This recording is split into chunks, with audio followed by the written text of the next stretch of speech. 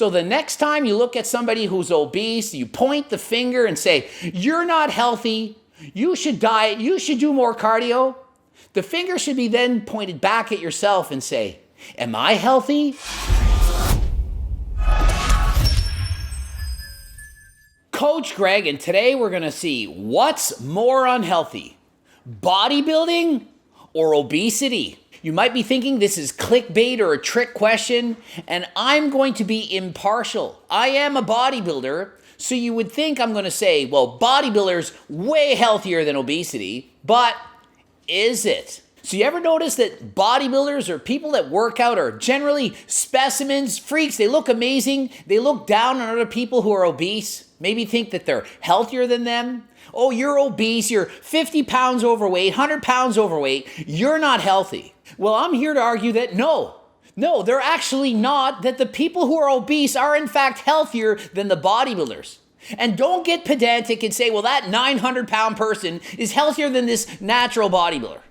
This is about, in general, overall, are bodybuilders healthier than people who are obese? In order to do that, we first need to define what is healthy. What is it to be healthy? Well, health is a state of complete physical, mental, and social well-being, and not merely the absence of disease or infirmity. So seeing as just because you're obese, you're not necessarily weak or sick, let's focus on the first three. Socially, are bodybuilders as social as people who are obese? Well, some will argue that if you're overweight or obese, you're not going to be comfortable going out. You won't want to go to the beach. You won't want to hang out with friends. You're embarrassed by your weight. But that doesn't have to be true. You ever gone to the beach? Ever hung out with your friends? Not everyone is in shape. People are overweight or obese, maybe even morbidly obese. They can still have just as well of a social life as someone who's a bodybuilder. And in fact, I would argue that many bodybuilders are less social than people who are overweight. Why? Well, they're bodybuilding. They're on prep. Can't hang out with friends. What if I see birthday cake? What if I go to the movies and smell popcorn? Oh, I can't go out in public because I don't have my Tupperware. My plastic Tupperware containers with my chicken, broccoli, and rice. I need to eat every 2 hours. How could I ever go to that party? Ever heard of that? I sure have. I remember being younger, people avoiding all situations. And even for myself, when I used to bodybuild, I often had to avoid certain situations because I was in prep. I didn't have the energy. I wanted to go out, but how could I go out? I might stay up an hour past my bedtime. I can't have that. So your social life, it suffers. And not only that, when you don't have energy and you're tired all the time because you're starving or you're not sleeping well, what kind of social ability do you even have? Do you have the energy to go out and hang out with your friends? Oftentimes, you do not. And what about mental health? Well, if you're obese, you might not be confident with how you look. You might look in the mirror and say, oh, I don't like this. People aren't going to like me. I don't like my belly. I don't like this. I don't like that. Do you really think it's any different for a bodybuilder? They look in the mirror and they see a 4-pack and say, what's wrong with me? I don't have a 6-pack. They have body dysmorphia. They look in the mirror. They don't like the reflection. They think that it's soft or fat or not lean enough, not big enough. Also, you ever met a contest prep dieter? Have you ever been on an extreme diet? Do you have any energy? Do you have a high sex drive? Are you sleeping well? Do you have brain fog? Are you hangry? Are you in a bad mood? Do you have improper behavioral changes? Are you upset? Irritable? I know so many people who have broken up with their boyfriend, girlfriend, circle friend, husband, wife, and so on, all because of bodybuilding. They're dieting and they can't handle it. It might start off healthy, might start off great. But if you take it to the extreme, you take it too far, it can cause insurmountable changes to you and your partner. You don't get along anymore. You're not the same person. And that's if you're natural. I haven't even gone into what if you're taking PEDS? What can that do? When I used to contest prep, I could only sleep for about 3 hours when I was natural, getting closer to a show. Had no energy, felt like garbage. It is hard. And who's winning these shows? The leaner, the better. The more shredded you can be, with muscle, of course, the better. And how much of a sex drive, how much testosterone do you think you have when you're approaching 5% body fat? Your testosterone levels are going to diminish when you're not feeding it with enough calories. You get into too deep of a calorie deficit, you do way too much cardio to get that shredded look. It's not healthy. Not only that, you can get addicted to that look, addicted to being shredded. Your body's fighting back, releasing hunger hormones, saying, eat. What's wrong with you? Why are you starving yourself? There's food all over. It's not 1,000 years ago. It's not a famine. There's no winter storm coming. Why aren't you just eating? So it keeps you awake and it keeps making you want to eat. You get uncontrollable urges to eat. What then happens? Eventually, the Will Tennyson's willpower runs out and you binge. And you binge again. Then you feel guilty. And about 25% of people, the athletes, the bodybuilders, end up with binge eating disorders like bulimia, where you're throwing up more than last time. All because you're trying to maintain a physique that's literally impossible for you to maintain. You can't do it. You can't. You try, but you can't. Eventually, it fails. So is that more healthy than someone who's obese? I'd argue no. If someone's obese, they're consistently overweight. But at least they have energy, they have sex drive, they're sleeping well. But if you're contest prep dieting, you're yo-yo dieting, weights going up and down, testosterone levels crashing, takes months to return. Low sex drive, poor mood, and it's an up and down roller coaster of emotions. Couple this with the added pressure to be your best, and guess what soon happens? The use of PEDS. PEDS, drugs, anything to give you an advantage. After all, most shows don't even drug test, so you're allowed. It may be legal, it may be illegal, depends. But people are still resorting to drastic measures to help them to achieve the look.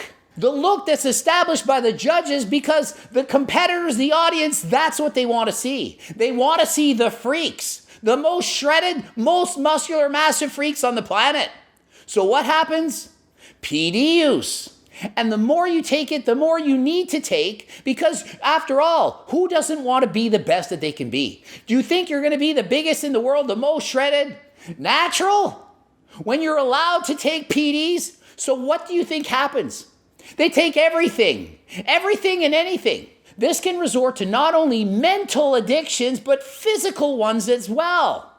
You become physically addicted to what you're taking. You need it. It's not just steroids. It can be SARMs, diuretics, insulin, growth hormone, IGF-1, peptides, appetite suppressants, and site enhancement oil, and so on. The list goes on and on and on. Not to mention the implants that various people are getting. It is a slippery slope, a downward spiral that often leads to recreational drug use. But bodybuilders, they're healthy. Look at them. Look how great they look with their six-pack and their chiseled chesticles. But obese, oh, you eat too much cake. You're overweight. Well, guess what? Obesity is defined by a certain BMI above a certain range. I'm literally obese on the obesity scale. I'm above 30 myself, even though I'm at 9% body fat. And listen, the heart has to work more when you have more muscle. The heart can't distinguish between tissue that's fat, tissue that's muscle. Muscle is metabolically active, it's healthy, but what if you have too much? What if you're 300 plus pounds of muscle? Eddie Hall, the mountain, big Ramy.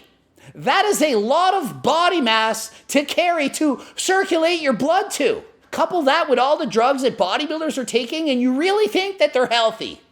Have you seen their blood work? Even on the lower doses, I've done videos. Look at Jeremy Media's blood work on low doses. Do you think that these are the doses that actual pro bodybuilders take? Of course not. They take way more and way more substances. Frankly, I'm surprised. You've all seen bodybuilders dying earlier deaths, and you'll argue like Mike O'Hearn that, well, marathon runners, they drop dead. They're dropping dead 35, 40, and they're running marathons, so it's probably just genetic. Well, yeah, it is partially genetic. Some people have better genetics to live longer than others. If you chose the right parents, you're going to live a long and healthy life for the most part. But if you take steroids, you abuse them, and you bodybuild, and you take it to the extremes, do you think you're going to live as long as if you didn't? And if you become obese, are you going to live as long as if you were healthy? No. So what should you do? It's all about balance. Don't take things too far. Bodybuilding can be healthy if you don't take it to too great of an extreme. If you use PEDS and try to get to 4 or 5% body fat, abusing drugs, starving yourselves, obviously it's not healthy. Get your blood work done. What do you think it's going to look like? And if you eat yourself to 300-400 pounds and you're overweight and you're not exercising, obviously that's not healthy either. But which is worse? Clearly it depends. It depends to what extreme you take it. If you're 30, 40 pounds overweight, but you're doing 150 minutes of cardio a week, you're trying to eat somewhat healthy, could be better, but could be worse. Versus if you're a bodybuilder abusing everything, not even doing cardio because gonna kill your gains, is that healthy? I'd argue it's way worse. And just because you're getting your blood work done and it looks like you're healthy, is that proof? Is that enough? No. You can be damaging your bodies in ways that you don't know. Left ventricular hypertrophy. Your heart is getting bigger. You're taking drugs, you're taking steroids, it's getting bigger. You don't know. What can that do down the line? Maybe you would have lived to be 90. Maybe you're now going to die at 80. You don't know. You all know bodybuilders. This bodybuilder, he lived a long life. He lived to be 80. What if they hadn't taken those drugs? If they hadn't done bodybuilding to that extreme, would they perhaps have lived to 100? So the next time you look at somebody who's obese, you point the finger and say, you're not healthy, you should diet, you should do more cardio. The finger should be then pointed back at yourself and say, am I healthy? Am I doing whatever it takes to be the most healthy version of myself, rather than, am I doing whatever it takes to be the best bodybuilder that I can be? Ending it here. GregDoucette.com for coaching. Greg Doucette, IFBB Pro. The bloops are there. Watch minimum of 1, hopefully 2. Follow me on the gram to talk. Buy my freaking cookbooks. Hire me for coaching. Me and my team will give you a better coaching plan than last time. And until next time, I am out.